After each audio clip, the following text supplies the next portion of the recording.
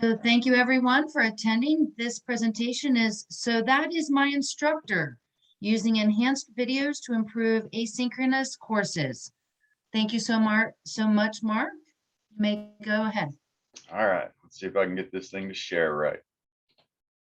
All right, do I have the right screen up? Everybody good? All right. Yes. All right, so we're solid. All right, guys, thank you for joining us. Well, go ahead and get the awkwardness out. We have an on-campus meeting, hence why Tish and I are in the same room. Gary has decided to skip that meeting, hence why he is at his house. So thank you, Gary, for that. But other than that, the other thing is our height differential. I have a knee that has to have an MRI in about 3 hours because one does not take on a black belt in karate and walk away with an intact knee. So my sparring went south, and now I get to go to the doctor and see how much damage was actually done. So with all that awkwardness of two people in one room and one in the other, let's get started with this. All right, so we're going to talk about, So That Is My Instructor. It's kind of our journey of how we have gone through video development on some of our asynchronous courses.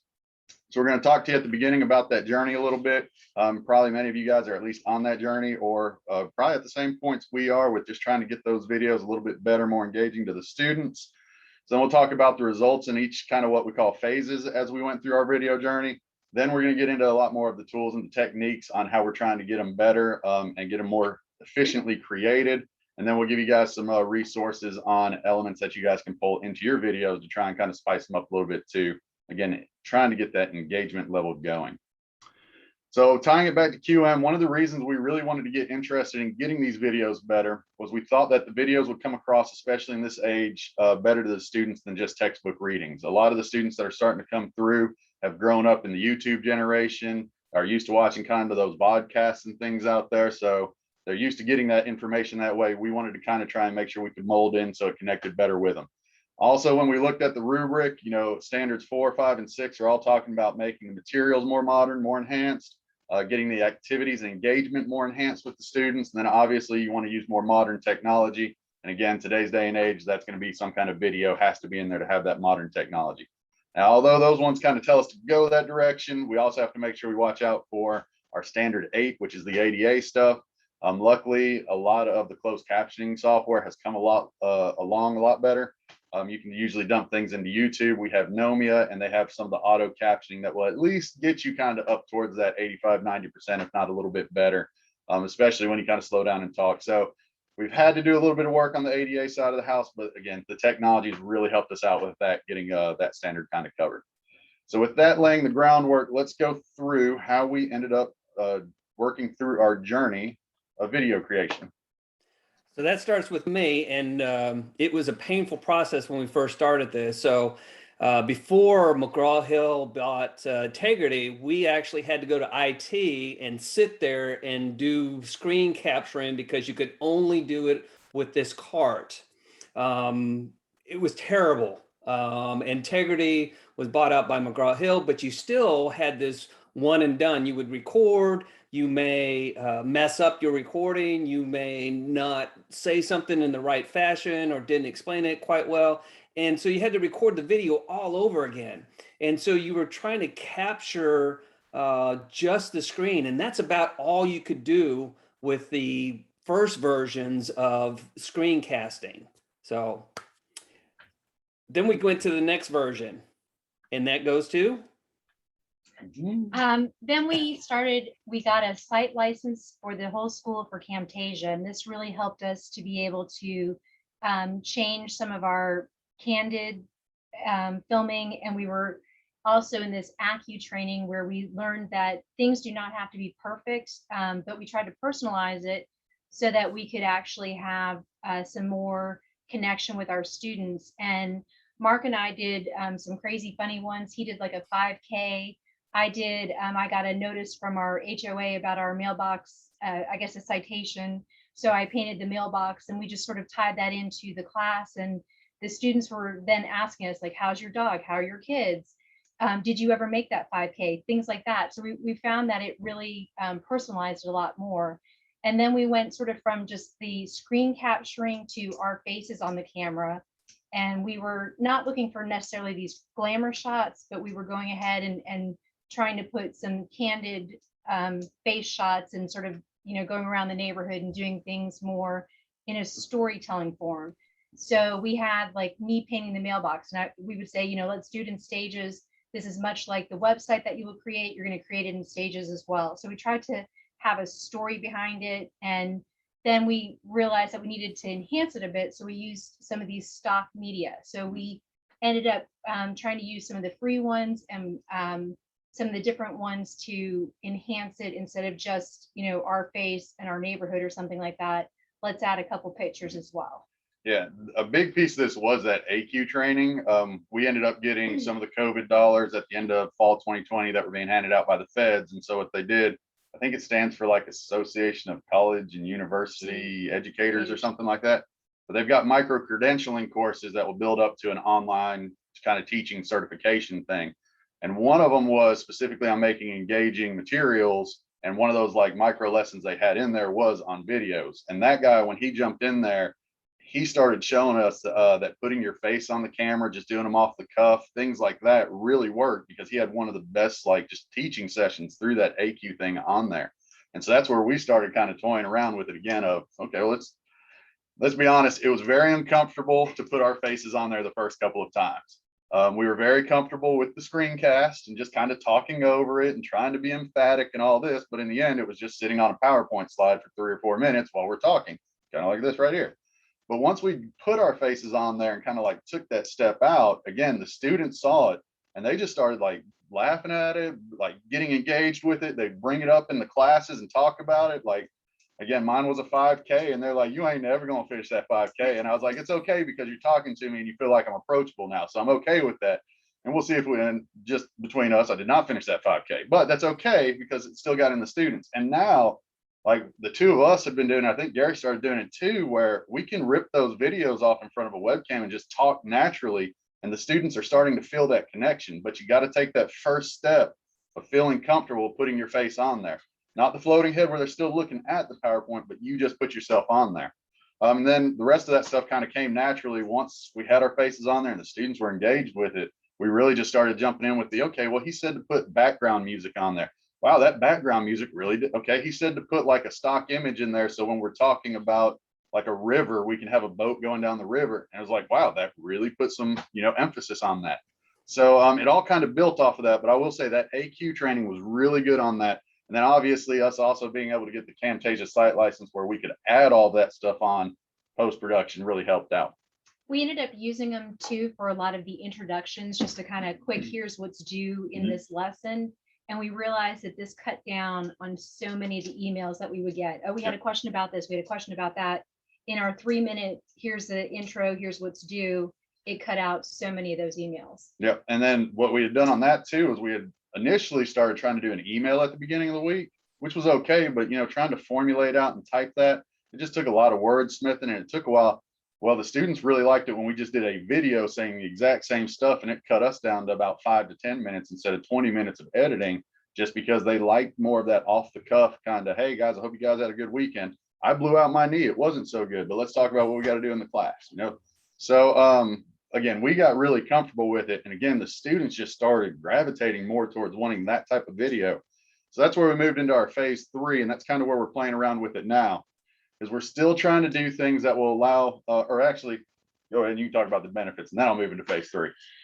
So we were able to personalize it much more. We realized that we were able to use it for quick contact so that they knew what was due, and it really gave them quicker assistance. If they had a problem with something, we could make like a quick video and send it to them for feedback as well.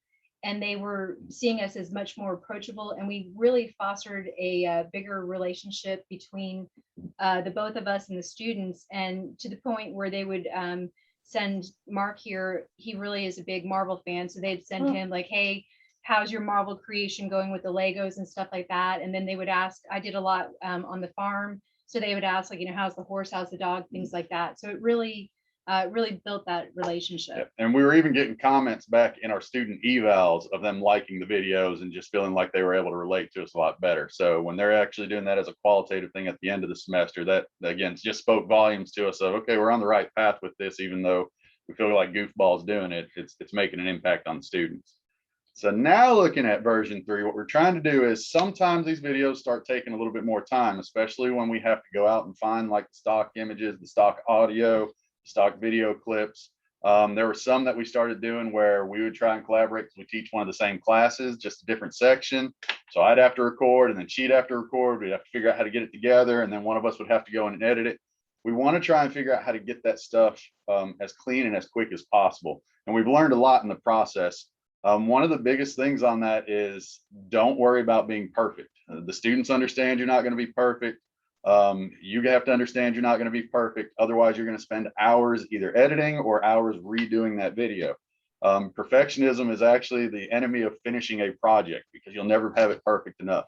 And once we kind of started grasping that concept, it kind of just jumped into, okay, if I kind of screw up, I think I did one the other day where I had a Lego because I got kids, it's for the kids. But I had the Lego out there and I was playing, and I dropped it and it just broke. And I was like, uh-oh, we're going to keep going with the lecture. I'll have to fix that later. Tried fixing it in the middle of that thing. It didn't work out, but the kids laughed at it. It was memorable to them and it let them kind of like get into the lecture where I could start talking about stuff again. So again, perfectionism is not going to be a friend in this. And that also helps you be able to do these things faster because I didn't go and have to re-record, another 15 minutes just because, I dropped the stupid prop I was using on that one. So we want to figure out other ways to be able to increase that efficiency. Camtasia has a lot of templates and stuff we started using. That started helping out a lot. One of the other things we've done is we've started doing repositories across campus with some of us. So Gary has some images that he's found. Tish has some that she's found. I've got some audio that I found, and we started storing those in a central location and marking those with the Creative Commons licensing things that we needed to do so that we can cite them. But now I don't have to go out and search for a specific image of a kid with a laptop. I can go and search in the repository from where Gary did, pull the citation with Creative Commons on it and drop it in there, which saves me time. So getting a bunch of faculty members on board with it where they can all share back and forth has been really helpful with that. We also want to start looking at the quizzing features. A lot of the software, we have Nomia, which is about to go away, but one of the things we specifically want to see is can we ask questions in the middle of the lectures?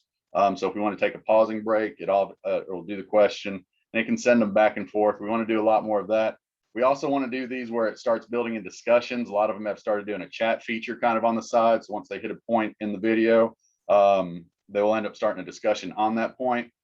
Right now, it's supposed to be kind of a casual thing. We're trying to think about, okay, well, how can we build that into the video where it's more intentional and it actually has like a strong purpose behind it? So we're looking at that.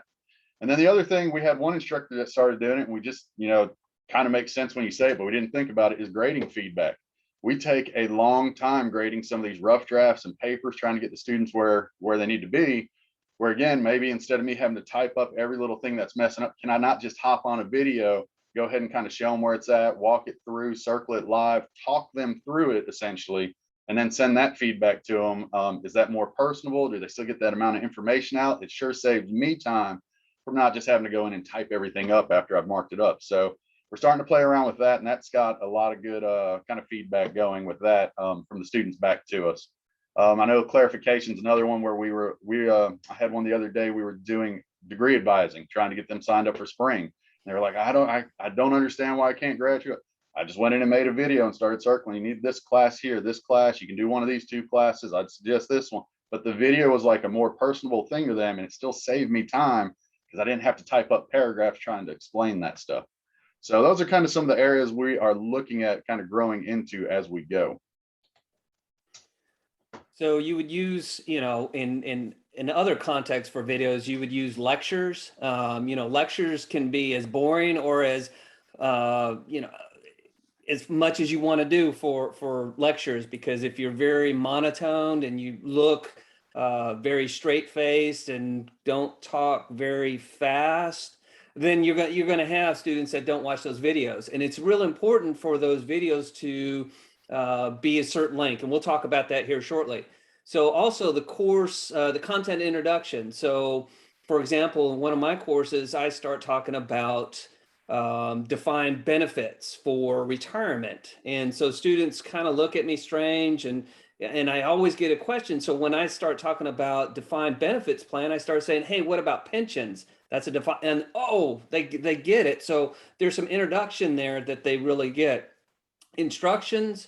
Matter of fact, this morning I did one on discussion boards on how to post, and I just took me about 5 minutes to do a 1.5-minute video. And I said, hey, this is Professor Valcana here to talk to you about one of our things on discussion boards. This is what you need to post. This is what you don't need to post. And so it's a really good avenue for students to understand what your expectations are of certain assignments. And so it becomes more of a family type because students really enjoy those type of videos.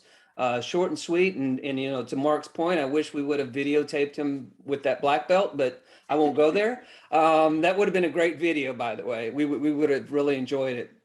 So I guess I really want to see what others have done. I saw in the comments a couple folks said, hey, we do this.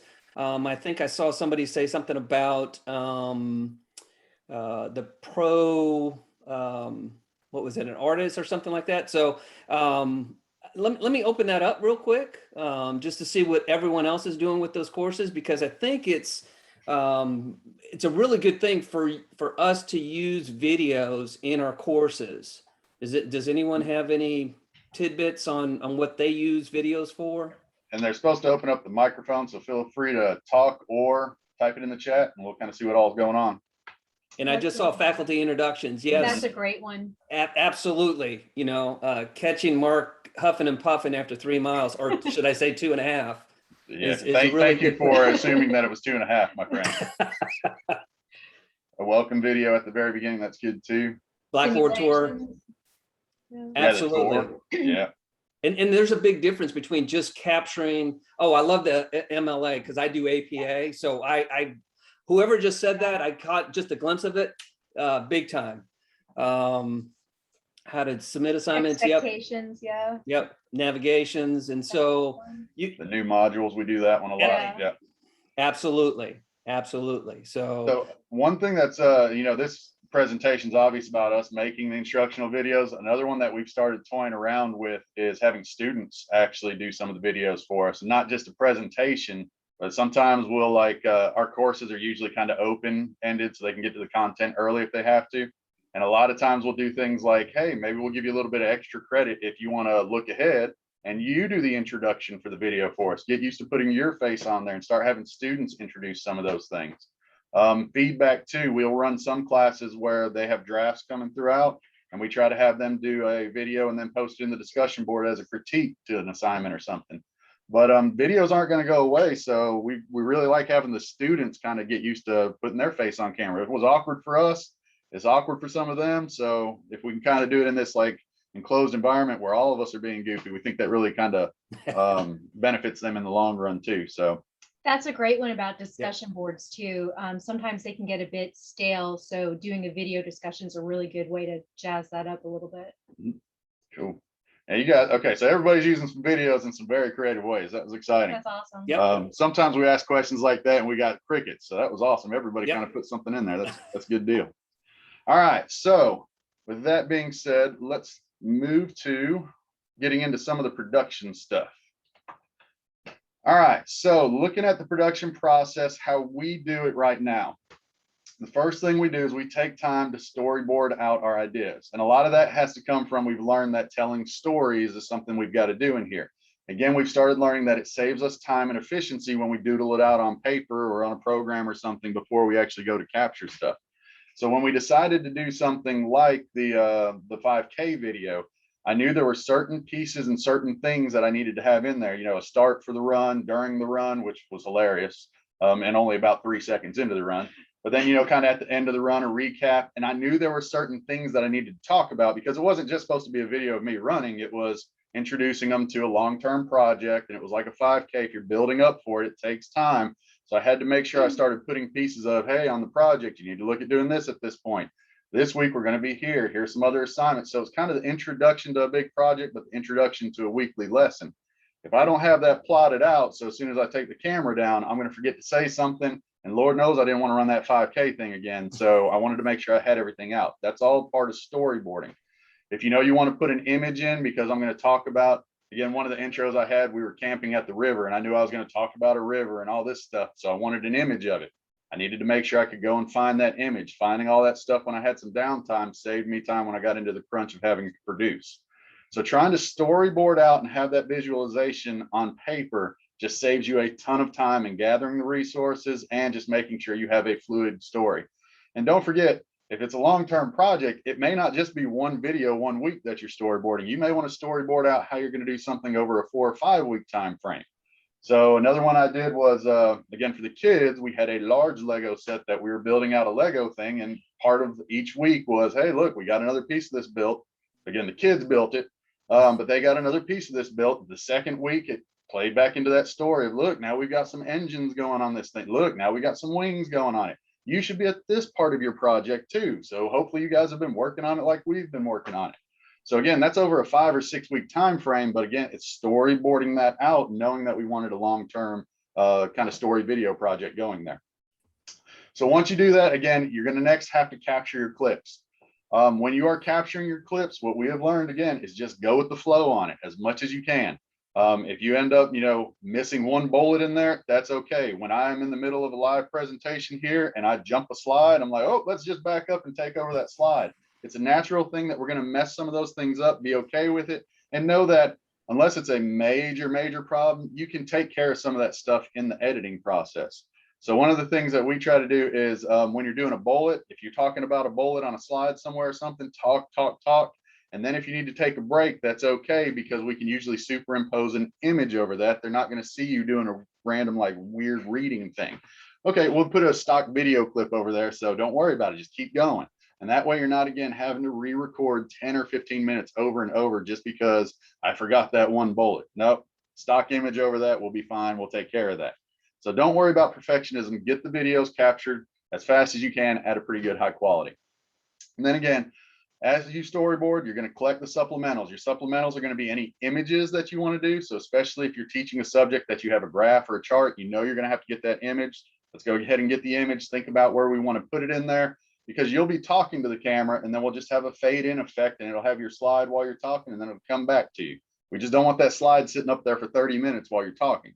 That kind of gets stale to the students. We wanted them to see you moving around and doing your mannerisms, getting that personality out there. Remember that you can have stock video. We'll show you some sites where that stuff's at.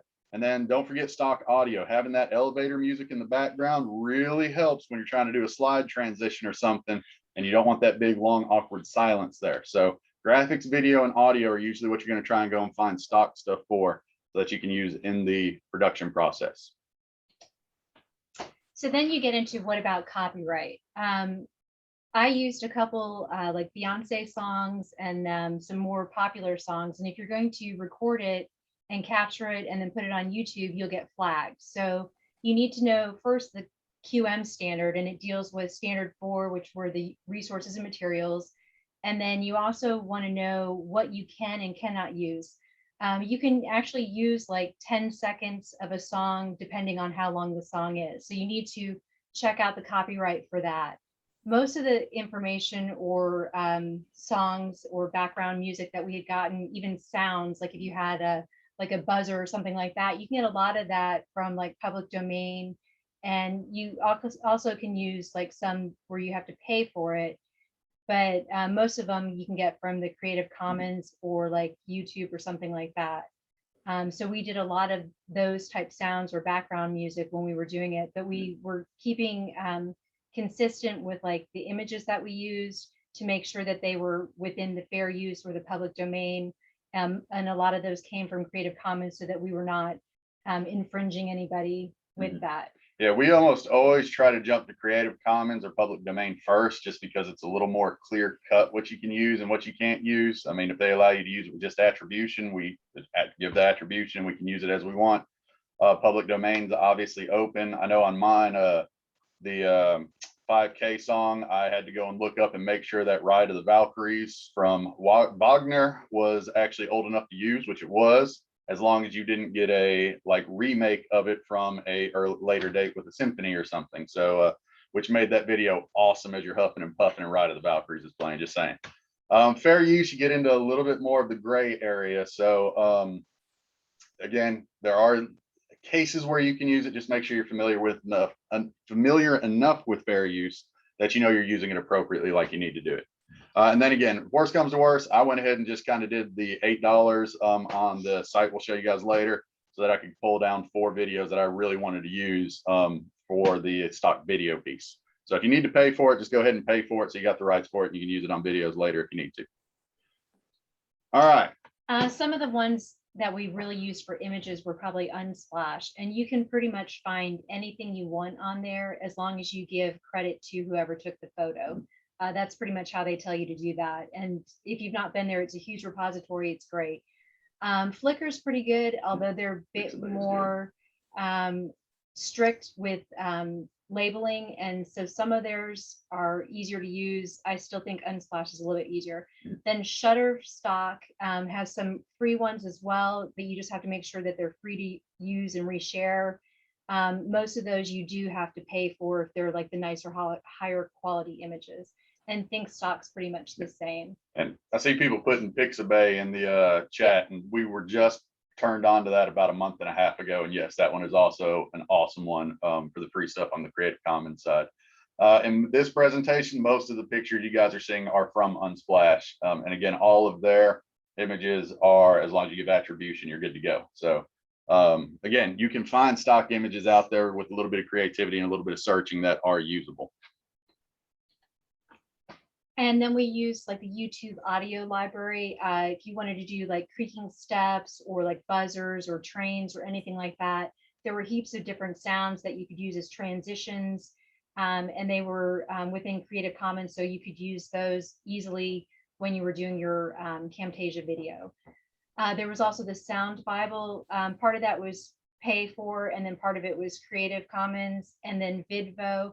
And there were a couple others that we ended up using too, like Vectors and a couple of the other, I think Pixabay, well, we talked about that, or somebody had mentioned that, but there's a bunch of other ones that we just sort of stumbled across that were free for reuse and share as well. Yeah, on the audio, on the YouTube audio library, again, all attribution, it is fantastic. It's not only sound effects, but people will actually put on like full, 3-minute long, kind of almost orchestra style, or I guess like digital audio type. And the one thing I would say on that is if you're looking for a certain sound and a certain effect, listen to the whole song, because there's many a times where I'm like, listening to the beginning, I'm like, that is super boring. But then I'll skip to about 2 minutes in, and I guess it picked an upbeat, and I was like, okay, well, in Camtasia or GarageBand or whatever, Audacity, I'll just go in and splice out that piece that was upbeat, and I'll take that and I'll put that in the video. So don't just judge that book by the first couple pages. You want to kind of skip around when you're looking through the audio things to find a good beat. And again, it's going to be playing really low in the background, but when you have that silence of a slide transition or something happening, it really makes a difference having some kind of sound going in there. So it's not just this awkward stop in the middle of a video. So that background audio is really important. All right, so on the process, again, we ended up getting a site license for our school using TechSmith Camtasia. So that's our primary software we build in. Some people will use things, I think if they have Macs, you can use things like iMovie pretty easy, GarageBand to do your audio. Some people, if they have the Adobe products, can go with Premiere, things like that. But Camtasia seems to be that middle area where it wasn't too hard to learn, but it's got enough power to do what we want to do with it without it crashing a lot. We started trying to push the boundaries, and it crashes a little more than we used to have, but hey, it's got to grow somewhere. And again, it follows a storyboard layout. So you've got all the pieces that we would have drawn on our little storyboard. We just drag and drop them to timelines on the bottom. You want to split the video, you split it in the middle, scooch it out, drop in the stock video, stock image or whatever on top of it. And then it just plays in the window and you get to see what you want to do. It's been really awesome. It also has a lot of built-in special effects on it. And they have a site where you can go out and get some additional free ones that don't come with the software, or some pay ones. So what we've started toying around with a lot more is, instead of us doing a talk, and then we will transition to a slide like you guys are seeing that have the bullets, we will actually talk. And while we're talking, we go and we pull what's called a bottom third from their templates, change the color so it looks like Athens. And now it's almost like a news channel where it's popping up the bullet down beneath us while we're talking about it. And then it'll go away. And then as we're talking, it gets to the next bullet and it'll pop it up down there. So it's kind of more of a progressive. They keep seeing us talking. There's this constant actual action on the screen that has them watching, rather than that static slide that'll kind of draw their eye away for a little bit. So we really like that. And that was all, again, built within Camtasia. We just use their assets that they have in there. And then all the time, we always cite our sources at the end, again, to make sure that those attributions and things are covered. We try to actually start making those look a little bit more like movie credits at the end. and kind of having them scroll like that so that everybody gets the attributions from what we used in the software. But again, the first couple movies we did, especially trying to figure out the thirds, trying to pull down the assets title slides, having to change the colors, all of that stuff was a little bit painful. It took us a little while to do. But once we had them, we just ported them into Camtasia has a library, and then we shared the library across all of us. Now we've got that standard template. We can drag and drop those bullets in there like crazy, pumping those things out really fast. So it kind of goes towards that, trying to get the efficiency stuff that we were looking at. Let's see. Yep.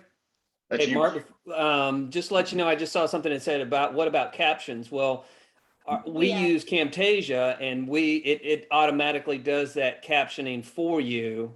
And it's usually, I'd say 90% or more right on. So it's a good software program that we've used and seems to really take off. And it's all of the TechSmith information, programs, Snagit and Nomia. So they do a good job by showing closed captioning. And I'll add in on that real quick. So captioning is always one of the hardest things just because it takes a lot of resources and a lot of time to make it happen. We kind of have a standard that has been built at the school where your videos need to be 85 to 90%. Now, that's flex, how you're going to measure that and all that. But what we're shooting for is 85 to 90%. And that way everybody has a captioning. But if a student does identify as hearing impaired, then those specific classes, we have to go in and we use our money and pay for an outside company to come in and do those specific classes to get them up to the 100%. So we try to have it there where everybody can use it, because I know I've got younger kids, hence the Legos, I swear. And when they were younger and I was taking classes, I'm not deaf, but I don't want to wake the kid up. So I'm reading the captions as we're going and I'm trying to feed them, in the middle of the night. So it's there for everybody. That's why we want to make sure everybody has at least the 85 to 90%. But again, if somebody does self-identify, we got to get that up to the 100 to make sure they're getting everything they need. So that's where the resources kind of start spending at. All right, go ahead, Gary. Sorry about that. All right, not a problem. So when you're creating videos, the biggest thing you want to remember is to tell that story. What is your story? How do you connect to the students? How are they going to connect with you? Because the more they know about you and the way that you do things, the better it'll be between you and that student. And you're approachable. You're not this cyber AI person that's trying to grade their papers and give them feedback. So it's real important that you tell that story. Videos should be 15 minutes or less. I like to go from videos that are about half of that personally, but I do go up to 15 minutes. But once it gets to 15 minutes, I cut it off right there. And then if I need to, I'll make 2 separate videos. Students don't tend to watch as much after 15 minutes than they would if I broke it up into 2 10-minute videos. So it's real interesting. Setting the scene is very important. So as you see behind me, you see my bookcase and stuff like that. Well, if I was to open that cabinet right there, you may not like what it shows. Mhm. No, it's actually pretty nice. It's my wife's fishing stuff. So yeah, she builds poles. So it's pretty cool. But it's stuff like that, setting the scene behind you, because that's just as important. Now, if you looked at my desk, you'd see all the clutter. You'd see papers and some books that I have here and a course that I'm working on and some of the notes. So it's important that the background is behind you. Well, and let me play off that with you, Gary. Sure. You have to remember your camera only sees so much. So as long as you can keep that area nice and looking organized or whatever, then you're fine. Again, another reason we're standing up isn't just my knee. It's the stand-up desk doesn't let you see all the stuff on my desk. And we only had about 10 minutes. So we just lifted the desk up. But a trick on this to making it more efficient too is if you use the same tripod, like at my house, I knew exactly where I wanted that thing to shoot. I got a couple videos in there. I had it clean. I know where to clean up. And I actually just took painter's tape and I put down on my floor the 3 spots where the tripod has to sit so that I know every time I get that same angle, that same thing. I used painter's tape to tape out where I could roll my rolly chair without moving outside of the scene so that I know where I can move when I'm doing the videos. It's all things about trying to get it efficient. When I get home, it's basically all right, I got 10 minutes before the kids get here, so I need to make a video. Put the tripod on the tape, sit in the chair. I honestly, at this point, I don't even make my PowerPoint. I write on a sheet of paper. I will write with a Sharpie my 3 or 4 talking points, and I will tape it right underneath the camera, and then I just start going. And then as soon as I hear that door open, it's like, all right, guys, I hope you got everything out of it. Boom, and I'm done. But it's all because I've got it set up where I know exactly where those things have to go, and I know exactly where the plugs are. And I just plug them in and put it down as fast as I can so I can start talking. So again, that's all because I know what the scene is. I know what's behind me. I know where I need to be. Go ahead, Gary, you can finish. All right. Well, those are very important points. And so the formal versus informal, we try to be as informal as possible, believe it or not, because if we're too formal, we get monotoned. We don't set the screen behind us. I think Mark alluded to one time a lecturer had white hair with a white background and spoke in monotone. And so there's nothing worse than hearing somebody in monotone and not any reflection or in their voice or tone. And so it's real important. So, and the other piece of that is course placement. Where do you place these videos within your courses? The introduction, you may have I have one that says like instructor information, and I give a whole bio. I tell them about myself. I show pictures. I do that sort of stuff.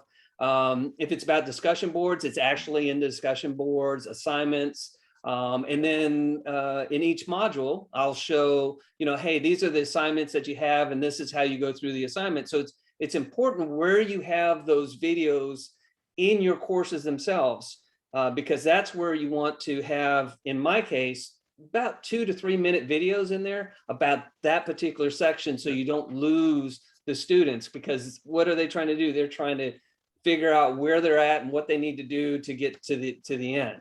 Yeah, when I know I was the guilty one that thing got in there for. Too many times I would hop on and I'd be in the flow of it, loving it, and I'd be like, now you guys see above the blah. Well, that thing's actually 3 things below the video, so they started looking above and they're like, I don't see what you're talking about. Should have remembered my course placement. It also helps get with the 15 minutes or less, because remember, you don't have to rehash something they're about to hit. You can refer down to it.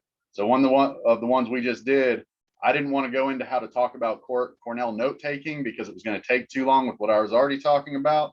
But I could easily say, hey, you guys will see in the comments below associated with this video, I'm going to put a link out to those Cornell notes. You guys will be able to go out and watch the videos there. So I was able to refer to it because I knew exactly where that text was going to be in relation to my video in the course. So you kind of play around with that to stay under that 15 minutes.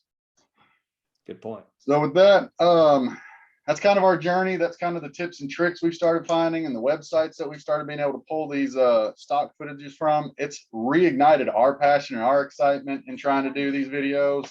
It's made it fun, where you used to kind of be like, okay, here's another PowerPoint for me to talk over. We're always trying to one up each other on the storytelling and things now. And again, what I think it's doing is the students are just loving it. They're feeding off of it. And anything we can do to get them more engaged in the class and get them excited to start hearing us, give them the material.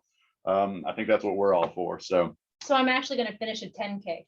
Yeah, she will have me beat on that one, I can assure you. So we've got all of our sources. Like I said, we always put that towards the end. And there's our contact info. And how long do we have, Amanda, for Q&A? We still have 10 minutes. All right, we're good. Well, let me do this. I saw that Deb had written something in there right after the closed captioning about what about scripting versus captioning. Yeah. We actually go either or, and I think somebody had told you that either or does work. One of the problems is for our efficiency on this and kind of getting it straight off the cuff, we don't have a script to really go off of. We can try to memorize it, but memorizing something verbatim just is harder to do. So we rely a little more on the closed captioning. And then we kind of always pull back as instructional designers on okay, did the core concepts that had to get across, did we at least get those across to them on both formats? And that kind of covers us. But yes, generally you can do either or. It's a lot harder to do that when you just turn the camera on in the 10 minutes before the kids get home and start talking. So one of the things too, I set a timer for editing, because you can spend hours editing these things, and literally I'll set a timer for like a half hour, and that's all the better it's going to get. I don't do that, and I probably should, because it does take a while to edit. All right, other questions? Anybody got anything or anything that you guys are doing that you can tell us that help us out with our processes? Some of the mobile apps that we've used, we use like the TechSmith app so that we can automatically upload it and edit it. And I think So it's that does called help. Fuse. Fuse. And it connects into Camtasia and it connects into our Nomia system, which holds the videos. Yeah, I think one instructor, the biology teacher, was actually using Fuse as a field exercise for students. Students were filming themselves with Fuse and then uploading those videos. Yeah, she created a repository of North Alabama, all the, I guess. Yeah, they go on like hikes or stuff, and all of them had to go to the same place. And then COVID hit, and they're like, "Well, we can't get together to do this." So she started sending her students to any hiking trail that's in North Alabama, and they were like, "Okay, you record and you tell me." So it really flipped it around to more of they're not just hearing the teacher say, "Look, there's I guess a plant or a bug or whatever." Now they had to go out and identify them and actually talk about them. So it was pretty cool. Yeah. Plus, they started seeing it where other students were at. So now you had a big repository that was built of all these different types of plants and animals that you wouldn't have gotten if you had just done the field trip on the one trail. It was really cool. All right. You guys doing anything else out there that, again, can help our processes? Because we're always about learning, and then we're happy to answer questions, but And we'd love to hear what you guys are doing. And we see some of you guys also put some different sites and sources for us to use. So thank you. Yeah, thank you very much. I've got one that we've done. I'm sorry, guys. I've got a cold and a kid in the background that's a little crazy right now. Been there too many Yeah, times. you guys know the drill. So Yeah. everybody's got the plague. Now, one of the things that we did for our faculty is we used Panopto, and we ended up, which I think is an absolutely fantastic tool because you can have multiple screens and it really puts the viewer in charge of what feed that they want to watch, whether that be the presentation slides, the webcam. We do all of the editing and things like you guys are doing as well. But one of the things that we did to create the video is we created a training course specifically designed for faculty with that. And you could do that with Camtasia or whatever. I use Camtasia for a lot of the instructional videos to make them. And a lot of the instructors had no idea how to go about making a video, talking about all the key points that you guys are mentioning here. Obviously, you know, put that piece of sticky tape by your webcam so you can look at it. Make sure your dirty socks aren't in the background. You know, make sure that your eyes aren't reading off of your script so all they see is your eyes moving, you know, all of those things. And until you talk, and we created a training program for actual faculty on kind of what to look for and how to go about this. Most of them, they would do well, I'm just going to use my Zoom recorder and record for like 3 hours and then put that up. And we all know, you know, that 7 minutes is the research kind of suggestion. And I agree with you guys, you know, capping it at 15 in an extreme case. Okay. But most of the time we all know that shorter is better. So, but I just wanted to make mention that training your staff and faculty, I think, is a really important part of this. It is. So Andrew, for time's sake, jot down any of ours. I'd like to talk to you because we built some of those. Our problem is getting the faculty to go to those. Well, so isn't that the trick? What we ended up doing, just so you know, I have a YouTube channel that shows a lot of that, but we also built in a course that we enrolled all faculty in through the LMS. Okay. Yeah, like I said, reach out to one of us. I'd love to brainstorm with you and see how you guys are doing it. The only training we have ever been super successful at was that AQ one. And it's because, again, those funds paid for stipends. And outside of the, you know, a COVID breakdown where the feds are passing money out, we just don't have the funds to do that. So yeah, anything else that you've got that would get faculty to go, man, I'd love to brainstorm with you on that one. Sounds great. Awesome. Thank you for that. Thank you. Yeah, we'd like to pick your brain also about Panopto because as you heard earlier, Nomia is going away. So loved it, but Panopto is one of the competitors. So yeah, I'd like to see how you guys are using that before we I do the Panopto administration for the school. So I'll reach out to you guys via email and we can talk through this. Perfect. Thank you, man. All right. Anybody else got any other questions or suggestions or things you guys are toying around with? Bueller, anyone? I've never seen that movie. No. Yeah. All right. Thank you all very much. Yeah, we enjoyed it. And we enjoyed it. Thank you. You guys did as well. So it was a fun one. Yeah. I'm just looking through the chat box. It doesn't seem like there are any more questions. So I do want to thank all three of you. This was a wonderful presentation.